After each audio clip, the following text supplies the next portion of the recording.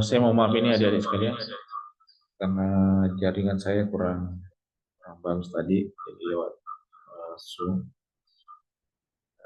Jadi kita ulangi lagi ya. Baik, adik-adik sekalian, saya mau maaf ini karena ada kesalahan teknis ya, ada beberapa aspek sehingga kita tidak maksimal ya. Dan insya Allah kita akan lanjutkan ya. Bagaimana Alia, sudah kelihatan layarnya ya? Ya, Pak. Ya, oke, saya lanjut ya, Alia. Oke, eh saya mau maaf tadi ini jaringannya nggak bagus tadi. Lanjut karya Chris Ilmiah ya dalam program pendidikan non formal dalam komunikasi digital. Jadi sebagai pendahuluan bahwa pendidikan non formal itu sebagai alternatif pendidikan bagi masyarakat yang tidak dijangkau oleh pendidikan non formal. Jadi era komunikasi digital ini munculnya teknologi yang memungkinkan akses informasi secara cepat dan mudah. Tujuan karya tulis ilmiah ini adalah bagaimana menjelaskan bagaimana riset itu dapat mendorong pengembangan pendidikan non formal melalui media digital. Yaitu ya, adapun rumusan masalahnya yaitu bagaimana prospek pengembangan riset ini dalam pendidikan non formal itu bisa dikaitkan dengan komunikasi digital. Tentu ada tantangannya dan peluangnya yang dihadapi.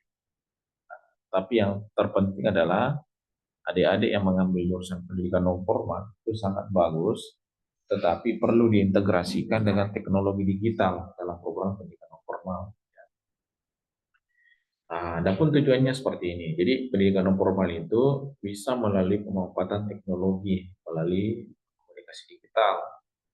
Nah, tentu punya tantangan dan penerapan riset dalam pendidikan non formal. Ya, kami merekomendasikan strategi pengembangan riset nanti itu lebih kepada efektivitas pendidikan non formal. Itu sebagai tujuan riset yang kita harus bangun lebih menyeluruh ya. Oke, adapun kerangka teorinya seperti ini. Jadi peran pendidikan alternatif itu bisanya bersifat fleksibel dan inklusif. Pemanfaatan teknologi digital itu dapat diakses dan bisa didistribusi secara efektif dalam dunia pendidikan.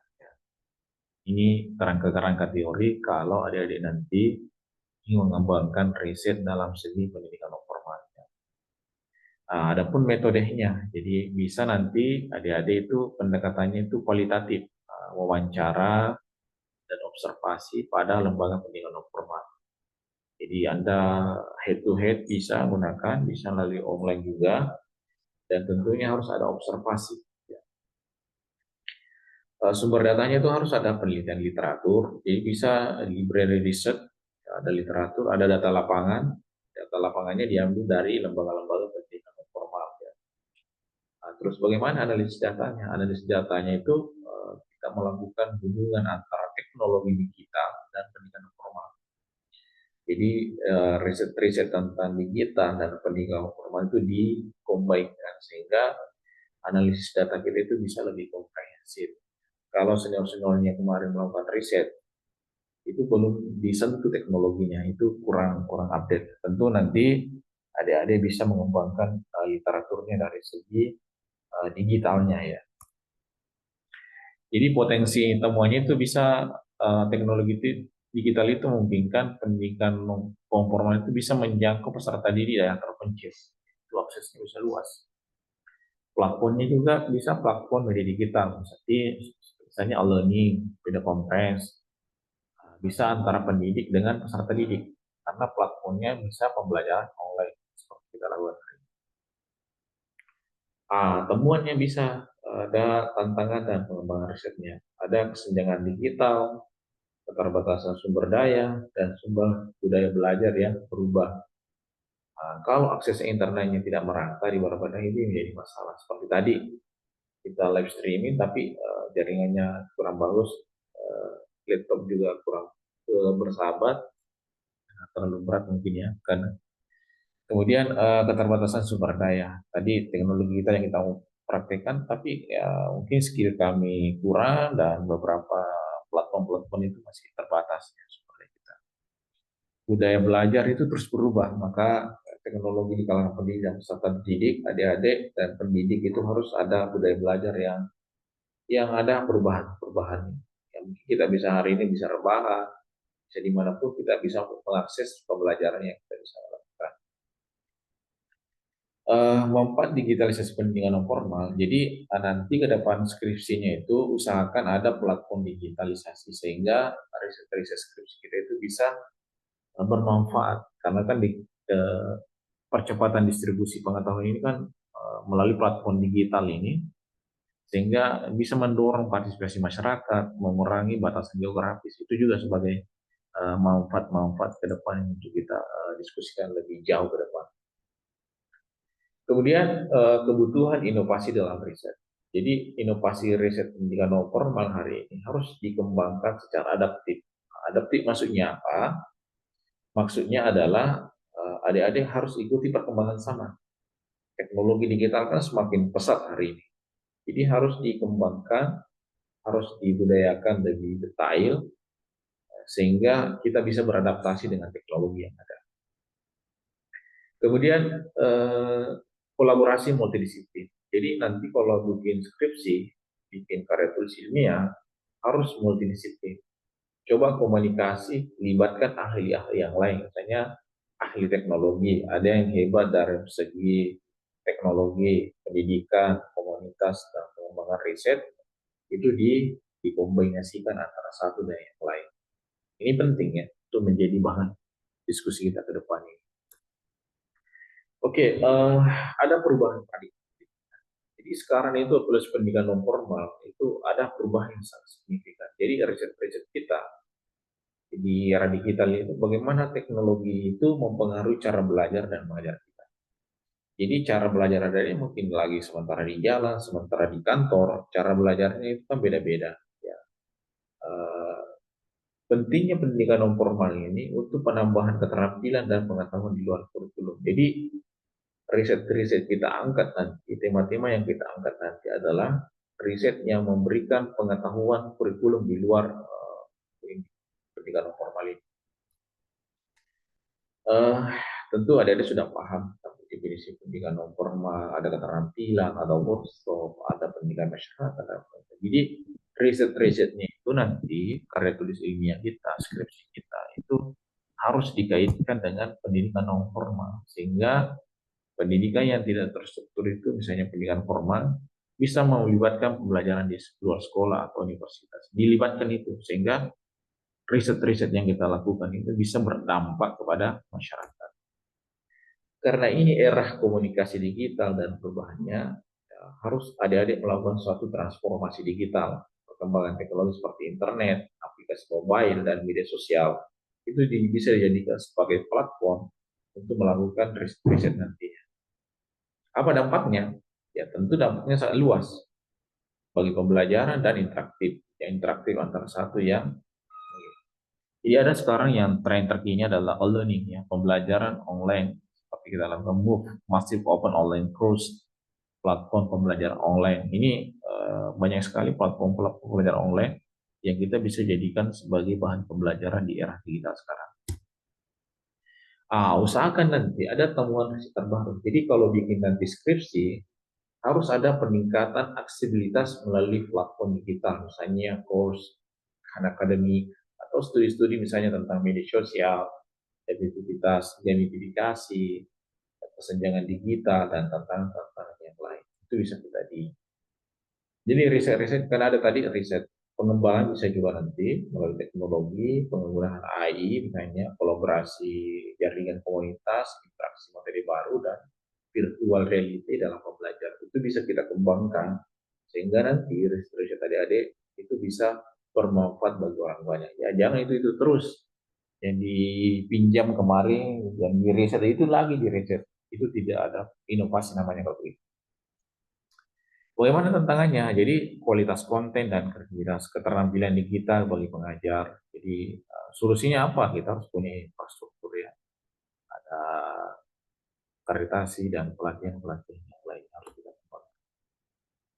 Sesuai hasil riset terbaru bahwa kecerdasan buatan itu dapat membantu proses prosesasi pengalaman belajar. Ini penting ya. Kita eh, kita harus ini. Oke, mungkin dari sini ada adik yang mau bertanya tentang artificial intelligence. Apa sudah ada yang menggunakan? Alia, Rusna, atau siapa? Filianis? Atau Siti Hajra? Sudah pernah gunakan artificial intelligence? Ada yang sudah pernah?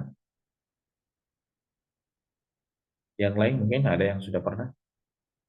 Iya, Pak. Sudah. Oke, oke, bagus ya. Jadi nanti itu bisa dipraktekkan ya. Jadi nanti bisa dipraktekkan di rumahnya atau di mana nanti kalau bikin skripsi nanti atau apa atau tugas-tugas yang lain itu bisa mempercepat karena artificial intelligence ini sangat bagus untuk pengembangan kita semua. Dan tentunya AI ini penting karena bisa membuat kita ada feedback ya, personalisasi itu meningkatkan misalnya peningkatan efektivitas pendidikan non formal.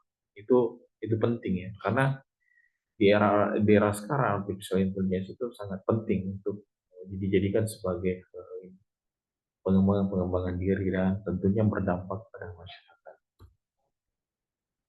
Bisa juga nanti pakai gamification. Ada penelitian salah satu jurnal di Journal of Educational Technology and Society tahun 2024 bahwa gamification itu elemen poinnya sangat penting juga itu menawarkan virtual virtual itu pengalaman belajar yang lebih imersif itu bisa kita jadikan juga bahan rujukan untuk riset.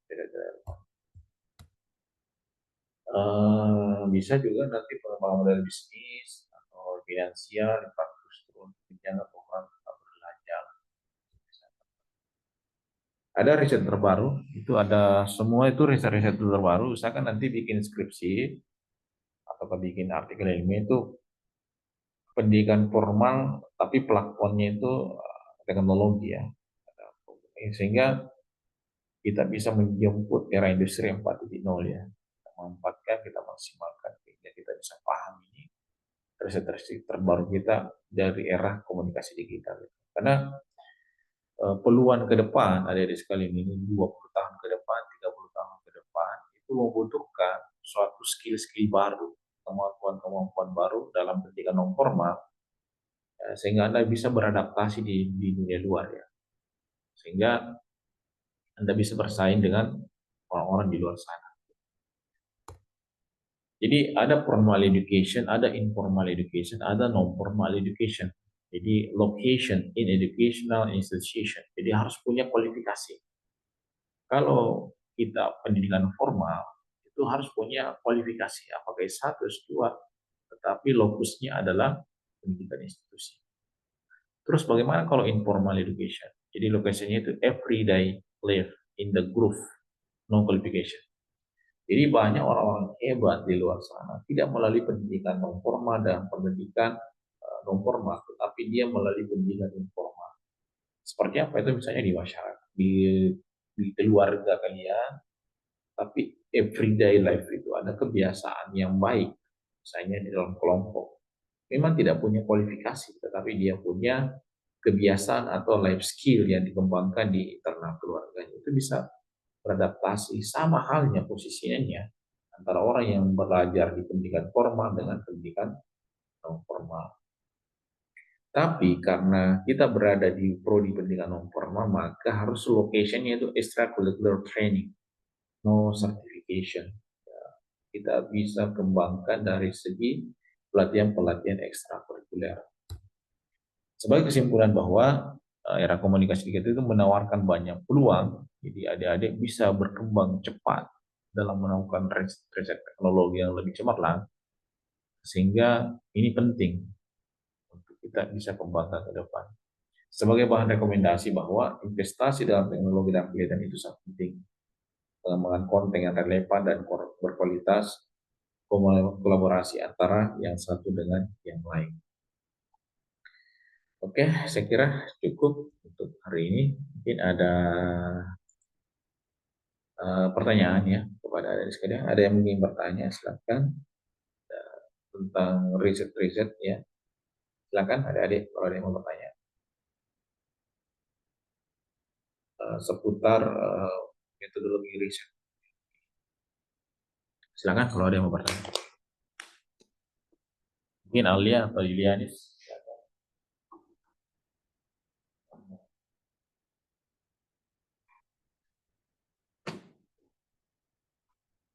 Silakan, Rusna. Mungkin bisa di open kamera ya. Siti Hajra. Silakan.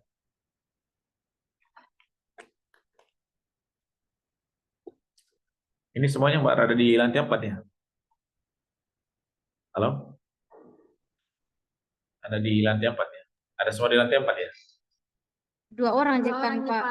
Di lantai 4. Iya. Oh, tadi teman-teman sudah tidak ada. Yang lainnya ada di mana semuanya? Nggak tahu di mana yang lain, di mana masing. Di rumah, Pak. Oh, kalian Rusna di mana? Alia di mana? Di luar ya? Di rumah. Di rumah. Oke. Iya. Jadi nggak usah nanti saya dengan lantai 4 ya. Oke. Oke, ada pertanyaan ini seputar yang saya jelaskan tadi. Mohon maaf tadi YouTube-nya juga agak kurang maksimal ini. Ada pertanyaan seputar atau ada yang mau ditanyakan tentang strategi penyusunan karya tulis ilmiah. Tadi saya sudah share materinya ya. Ada yang mau ditanyakan? Silakan kalau ada.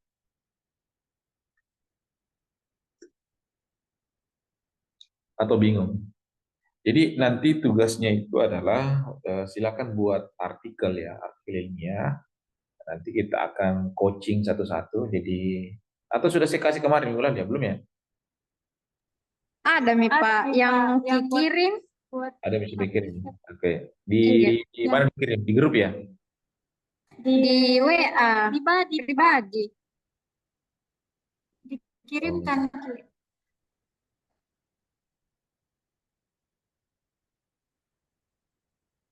iya, iya, iya.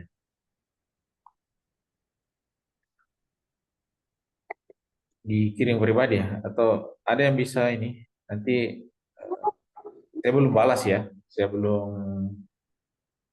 Kalau Oke. saya Pak di email. Di mana? Di email ya? Ada yang kirim email ya? Iya Pak, saya kirim email. Di WA aja saya, Pak.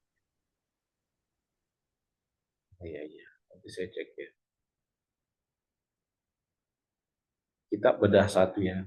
Kita coba bedah satu. Siap, di apa namanya di WA? Eh, Siapa namamu di email? Di email.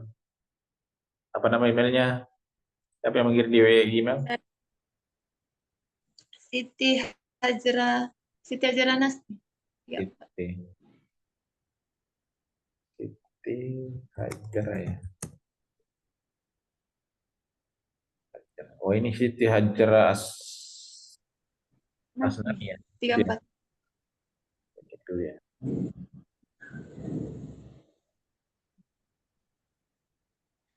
Ini sudah lama dikirim ya? Sudah lama ya? Pas hari pekan lalu Pak. Oh pekan lalu berarti sudah lama ya. Cuma saya yang sibuk jadi nggak sempat periksa ini. Eh, Harganya ya. Jadi nanti Hajara ini tugasnya dikirim yang war-nya ya supaya kita bisa edit. Oh, iya Pak. Kita coba screenshot dulu ya. Terus Hajara.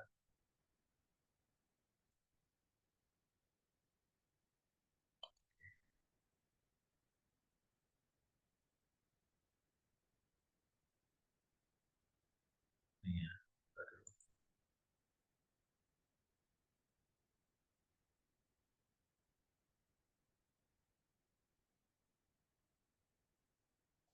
Nih sudah kelihatan ya? Belum ya? Sudah Belum. kelihatan? Belum, Pak. Belum. Oh iya, iya. Sudah kelihatan ya? Yang Iya. pertama, tugasnya Hajra ini inovasi pembelajaran aktif dalam pendidikan formal untuk ya ini masih belum kategori manuskrip ya. Nanti diperbaiki ya Siti Hajra ya. Jadi nanti Iya, Pak. kasih judul huruf kecil ya. Ya, Hajra ya. Mana Hajra? Iya, Pak. Iya, Pak. Jadi nanti kasih judul huruf huruf kecilnya dan huruf besar. Namanya itu udah usah judul dulu baru nama ya. Kemudian buatkan abstrak ya, abstrak ya, Ah, abstrak. Kemudian pendahuluan ya, ada pendahuluannya ini belum ada pendahuluannya. Pendahuluan, setelah pendahuluan ada metode penelitian ya. Ini metode penelitian. Ini kurang lebih mestinya kurang lebih 10 halaman ya. Ajar ya. iya, Nanti saya iya. kirimkan contohnya seperti apa. Ini contoh ya, saya contoh. Ini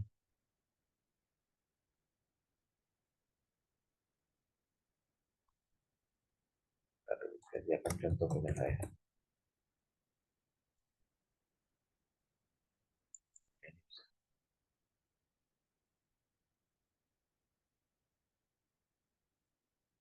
Ini kelihatan ya?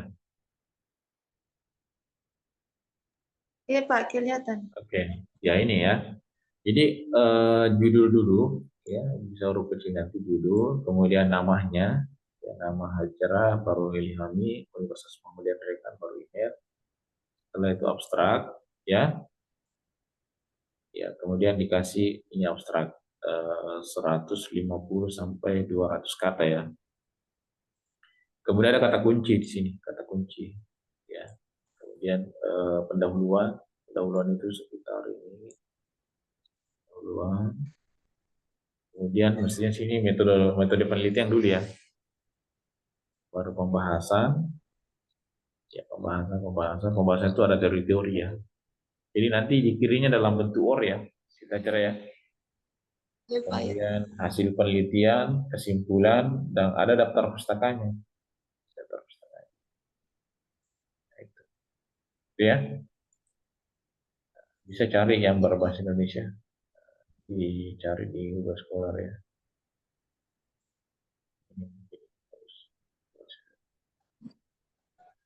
Ini ada yang berbahasa Indonesia.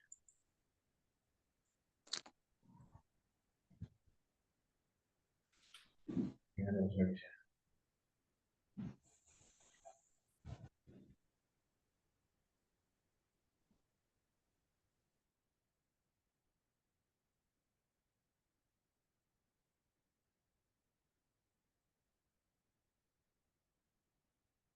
Ini agak kurang bagus jaringannya.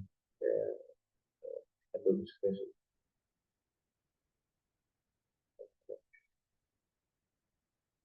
Saya coba dulu perlihatkan. Oh ini sudah. Ini kelihatan ya?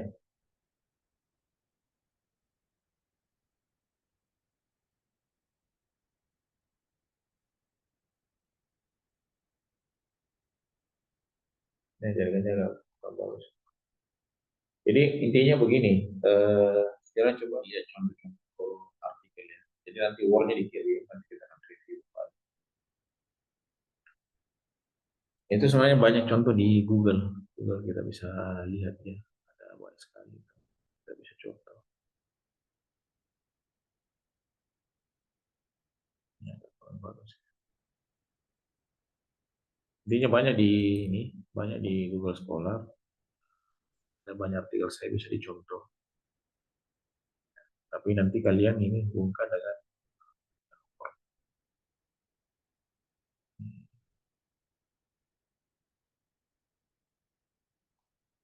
semuanya banyak contoh tapi ini berbahasa Inggris ya. Ini punya saya juga. Improving management for learning and Al-Islam dan Muhammadiyah informal ada participant ya. Intinya ini ada abstrak, ya 90 kata. Kemudian nanti kau tulis bisa kayak di ChatGPT dan sebagainya. Pendahuluan, metode, ya metodenya apa, setelah itu metode, nanti Anda tulis hasil dan pembahasan, bisa ya, hasil dan pembahasan, itu sudah ditulis. Kemudian kesimpulan ya, kesimpulan, ada 6 halaman, itu ya, paham ya? Yang lain paham ya? Iya, Pak. Ya, jadi cari saja nanti di Google itu banyak sekali. Nanti cari saja di sini nanti sekiranya Google Scholar ya. Scholar. Kemudian cari saja Google Scholar dan tuliskan apa ini karya tulis ilmiah. Sebenarnya karya tulisnya sudah bagus, cuma dia belum memenuhi syarat. Jadi diperbaiki kembali semua ya, itu semua bukan cuma Siti Hajar semua. Nurul, Rusna, Lilianis, dan Alia itu disesuaikannya. Adik sebenarnya bisa pakai ini, misalnya ChatGPT ya, saya ini. Jadi Anda tinggal tanya saja ChatGPT, tuliskan saya judul pendidikan non formal yang lagi tren. Saya tuliskan judul karya tulis ilmiah yang tentang pendidikan non formal yang lagi tren 2020. Ya ini bagus, ada pendidikan non formal banyak sekali judul-judulnya. Kita tinggal pilih saja yang sesuai. Bisa ada contoh judul-judul ya yang ada di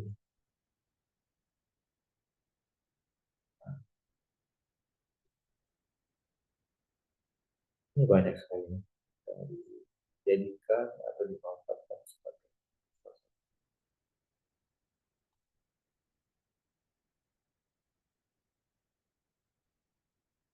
ya. Ini banyak judulnya. Kita pilih hanya proyek pendidikan non formal, pendidikan standar. Gitu. Jadi kalau misalnya Anda sudah pilih satu, tinggal ini pilih misalnya peran pendidikan non formal. Jadi buatkan saya abstrak, ya kan gitu ya. Buatkan saya abstrak tentang judul.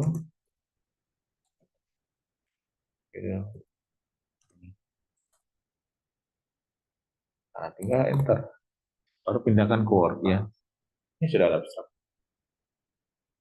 Paham ya? Yang lain paham ya? Sudah paham ya? Nurul, Dita Jarang, Julianis, paham ya?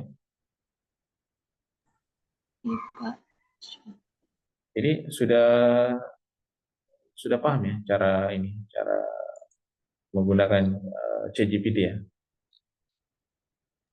Iya, Pak. Ya, ini kan tugasnya tadi itu yang siapa?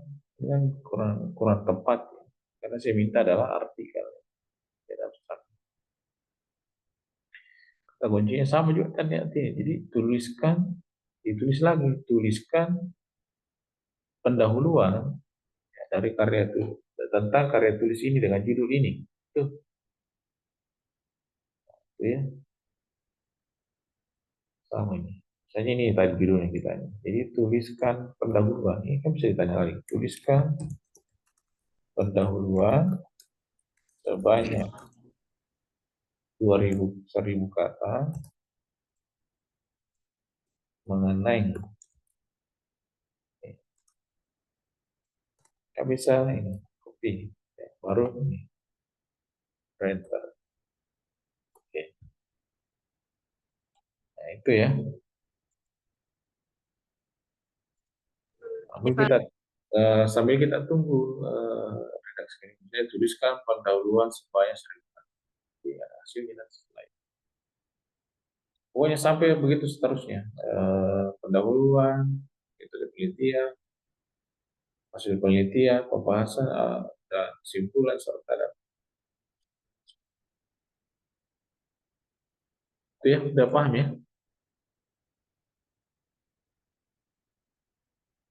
Yang lain sudah paham ya?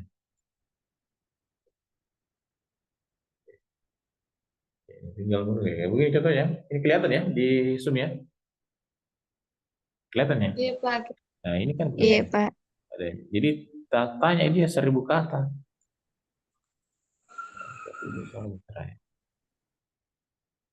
Oke, bisa diperbaiki tugas-tugasnya yang lain ya.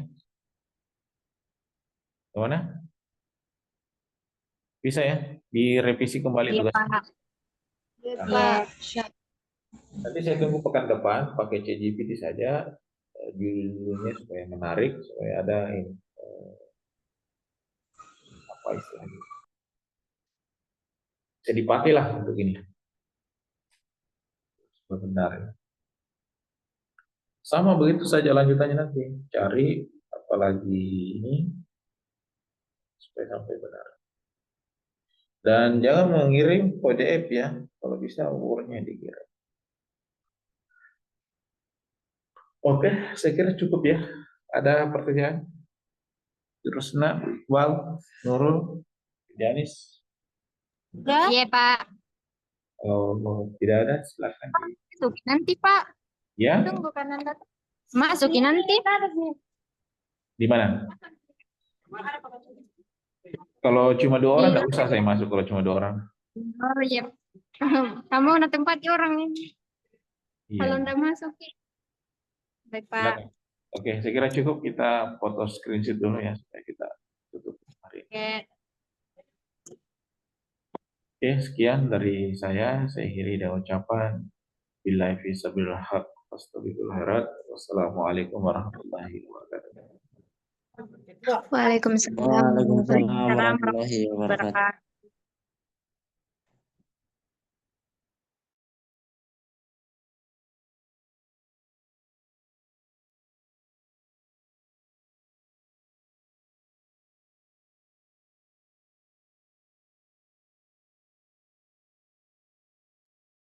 Harus nak, binar mau.